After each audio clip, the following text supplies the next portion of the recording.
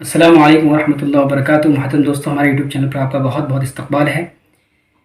जैसा कि मैंने इससे पहले बताया था कि रमज़ान का कुरान से बड़ा गहरा ताल्लुक़ है, तो हम वो सूरतें सीखने की कोशिश करेंगे, उनका ट्रांसलेशन जो हम आमतौर पर नमाज़ में पढ़ते हैं।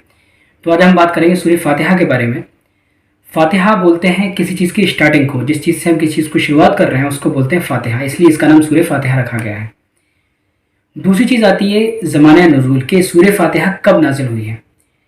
तो सूरह फातिहा इस सिलसिले में किताबों में लिखा गया है कि मुकम्मल सूरत जो सबसे पहले नाजिल हुई, कंप्लीट सूरत जो सबसे पहले नाजिल हुई है वो सूरह फातिहा है। इससे पहले जो भी सूरतें नाजिल हुई हैं उनकी 3-4 आयतें, 2-3 आयतें नाजिल हुई हैं, लेकिन कंप्लीट पहली नाजिल होने वाली जो सूरत है वो सूरह फातिहा है। अब इस सूरत में है क्या, टॉपिक क्या बयान किया गया है, तो इसमें 3 चीज़ें बयान की गई हैं।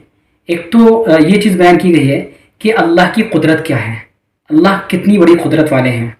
दूसरी चीज़ इसमें बयान की गई है कि आपको अल्लाह से किस तरह मांगना है, अल्लाह की कैसे इबादत करनी है। तीसरी चीज़ बयान की गई है कि जो पिछली उम्मतें हैं जो इससे पहले आ चुकी है दुनिया के अंदर, वो जब नेक रास्ते पे चले तो अल्लाह ने उनके साथ क्या किया, और जब ख़राब रास्ते पे चले, गुमराही के रास्ते पे चले, तो उनके साथ अल्लाह ने क्या किया। यानी कि जो चीज़ें सूरह फातिहा के अंदर इन शॉर्ट बयान की गई हैं उन्हीं की डिटेलिंग पूरे कुरान के अंदर बयान की गई है। यानी कि बंदा अल्लाह से सवाल कर रहा है इस सूरत के अंदर कि अल्लाह हमें सीधे रास्ता दिखा। उसी पूरे सीधे रास्ते की डिटेल पूरे कुरान के अंदर अल्लाह ताला ने उसका जवाब दिया है, जो बंदे ने सवाल किया है कि हमें सीधा रास्ता दिखा।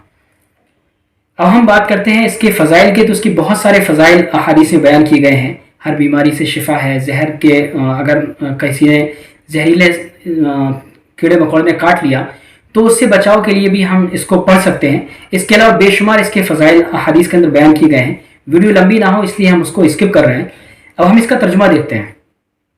अऊज़ु बिल्लाहि मिनश शैतानिर रजीम, पनाह चाहता हूँ मैं अल्लाह की शैतान मरदूद से।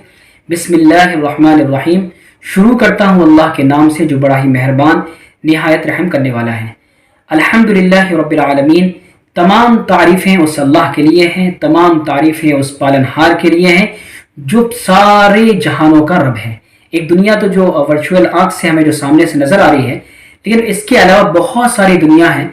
उन तमाम दुनिया का जितनी भी चीज़ें पाई जा रही हैं उन सब का मालिक सिर्फ़ और सिर्फ अल्लाह है। तो तमाम तारीफ़ें उस अल्लाह के लिए जो पूरी दुनिया का पालनहार है।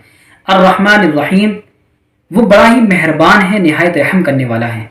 रहमान की जो रहमानियत है वो दुनिया में रहने वाले हर एक इंसान के लिए है, चाहे वो अल्लाह का इनकार करता हो, अल्लाह को बुरा भला कहता हो, उसके ऊपर भी अल्लाह का रहम है।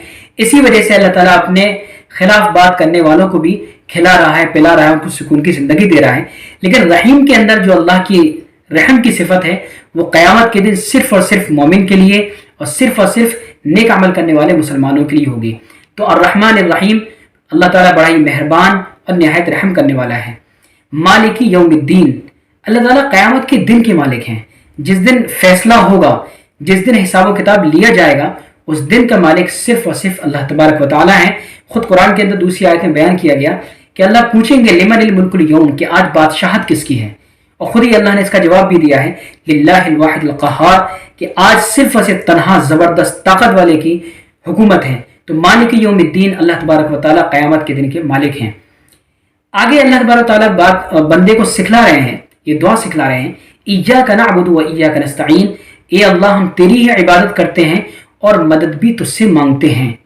यानी एक कॉन्सेप्ट दिया गया अकायद का कि इबादत भी अल्लाह की करनी है और कुछ भी जो हमारी ज़रूरत है वो अल्लाह से मांगना है। जैसे कुरान की दूसरी आयत में इसको बयान किया गया है, वइज़ा सअलका इबादी अन्नी फ़इन्नी क़रीब, कि जब बंदा मुझसे सवाल करता है तो मैं उसके बिल्कुल करीब पहुंच जाता हूँ। उजीबु दाअवत दाई इज़ा दआन फलयस्तजीबु ली, और जब मुझे पुकारता है तो मैं उसकी पुकार को सुनता हूँ। तो हमें इबादत भी अल्लाह की करनी है और अपनी हर छोटी बड़ी चीज़ का सवाल भी अल्लाह से करना है। इसी चीज़ को इसमें सिखाया गया, इय्याका नअबुदु व इय्याका नस्तईन, या अल्लाह हम तेरी ही इबादत करते हैं और तुझसे ही मदद मांगते हैं। आगे है इहदिनस सिरातल मुस्तकीम, ये अल्लाह हमको सीधे रास्ते पर चला, सीधा रास्ता हमें दिखा, सीधे रास्ते की तरफ रहनुमाई फरमा। एक बंदे के लिए ये सूरत हम बार बार नमाज में पढ़ते हैं क्योंकि کوئی بھی انسان کمپلیٹ نہیں ہے، ہر ایک انسان کو کوئی نہ کوئی اس کے اندر کمی ہوتی ہے، اس لیے اس کو ہر وقت سیدھے راستے کی طلب ہے، سیدھے راستے کو اس کو مانگنا ہے اللہ سے۔ تو اس میں ہم مانگتے ہیں اہدنا الصراط المستقیم، یا اللہ ہم کو سیدھے راستے پر چلا۔ سیدھا راستہ کس کا ہے اس کو آگے اللہ نے بیان کیا، صراط الذین انعمت علیہم، ان لوگوں کا راستہ جن پر تو نے انعام نازل کیا ہے۔ اللہ کا انعام نازل کس پر ہوا ہے؟ قرآن نے بیان کیا اس کو، من النبیین والصدیقین والشہداء والصالحین، نبیوں کے اوپر اللہ کا انعام نازل ہوا، سچے لوگوں پر نازل ہوا، شہداء پر جنہوں نے اللہ کے راستے میں اپنی جانیں دی ہیں ان کے اوپر اللہ کا انعام نازل ہوا، اور نیک لوگوں کے اوپر اللہ کا انعام نازل ہوا۔ تو یہ وہ لوگ ہیں جن کے راستے ایسے ہیں کہ جن پر چلیں گے تو اللہ کی طرف سے انعام ہوگا، اس لیے ہم مانگتے ہیں صراط الذین انعمت علیہم، کہ ایسے لوگوں کے راستے پر چلا جن پر تو نے انعام نازل کیا۔ آگے بیان کیا اللہ تبارک و تعالیٰ نے غیر المغضوب علیہم ولا الضالین، نہ کہ ان لوگوں کے راستے پر جن پر تیرا غصہ نازل ہوا ہے، اور اللہ کا سب سے زیادہ غصہ اگر کسی قوم پر اترا ہے وہ ہے جوس قوم، یعنی یہودی قوم، جس کے اوپر اللہ کا سب سے زیادہ غصہ اترا ہے۔ آگے فرمایا اللہ تبارک و تعالیٰ ولا الضالین، نہ کہ ان لوگوں کے راستے پر جو گمراہ ہوئے۔ گمراہ قوم سے مراد یہاں پر کرسچن ہے، عیسائی قوم ہے، کیونکہ ان کے جو عقائد اور جو ساری چیزیں ہیں ابھی اس کی ڈیٹیل نہیں یہاں بیان کرنے کی، لیکن قرآن نے ان کو گمراہوں کی فہرست میں رکھا ہے۔